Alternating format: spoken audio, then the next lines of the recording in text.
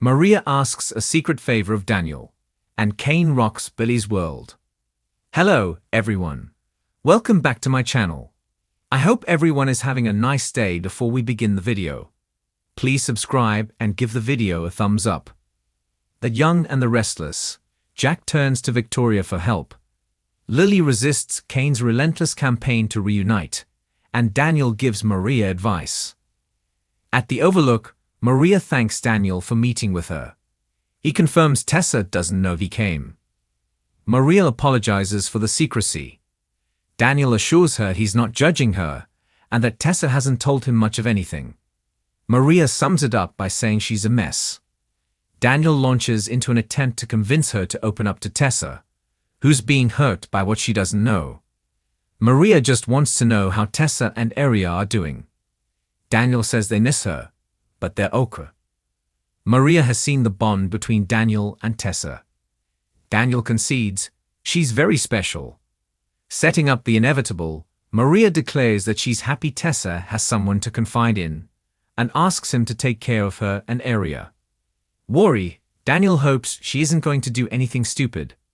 Maria explains she's going away to get help. Dropping some history, Daniel can't help but wonder what Cassie's advice would be to her twin. He's sure her twin would forgive her for whatever she's done, and would urge her to be honest with her partner. He's certain Maria would give Cassie the same advice. Maria rants that she's not like Cassie. She would never do what she's done. Agreeing to disagree, Daniel urges her to heal for Tessa and Aria. Maria hugs him. At the Abbott mansion, Diane and Jack feel sorry for Sally. Jack moans about Billy being blinded by his obsession with Chancellor. Diane worries the AI software could send his brother to prison, if it's real. She urges Jack to try to talk sense to his brother so he knows he's done everything he can. Jack argues that Billy's in gambler mode now and won't leave the table. Diane insists he needs to try. Jack's surprised by her change of heart, but agrees to talk to him. That said, he won't go alone. At Billy's place, he paces like a man possessed waiting for the plan to kick in. Come on, Kane. Let's do this. Pouring a drink, he tries to tell himself he's fine, and he knows what he's doing. Cue the eye rolls as he declares out loud that everyone who has discredited him will get a rude awakening, and he'll go to the top where he belongs. Lily walks into Crimson Lights, where Esther proudly remembers her order. Kane comes in and remembers her tea order as well.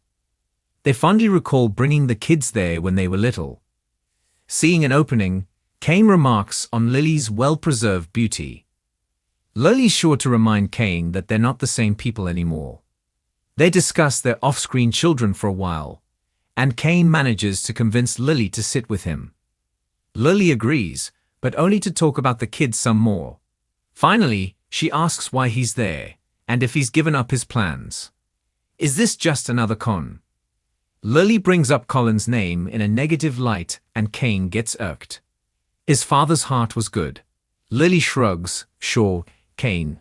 Getting to the nitty-gritty, she warns if one more secret comes out he'll lose his family for good. They bicker at length about what the off-screen kids, who are grown-ups, think. Lily declares that he's not the man she fell in love with anymore. Kane insists he is, and that they're meant for each other. Relentless, he wants to know if there's a chance for them in the future. Lily suggests he drop his plan or go back to being Dumas.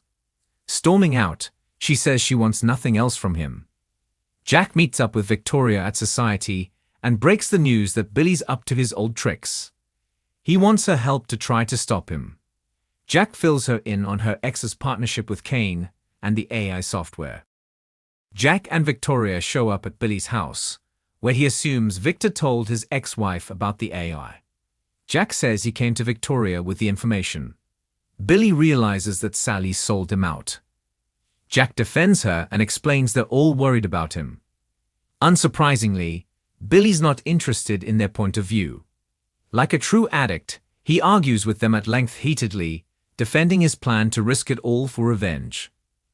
Victoria tries the do-it-right for the kids angle. How will they feel about him being caught up in doing Kane's dirty work? You're gambling again. He's got the fever, and he's got it bad. She can see it. Billy's momentary silence when she asks if he'd like Johnny and Katie to visit him in prison. The spell is broken when Billy's phone lights up with a call from Kane. He tells Jack and Victoria to show themselves out. Taking the call, Billy asks Kane to send everything over so he can get to work. Kane informs him there's been a change of plans. Billy brings too much conflict for him to feel comfortable. Billy paces, sweats, and stammers that he's handling the problems. Kane declares he's too much of a wild card and declares that the deal is off.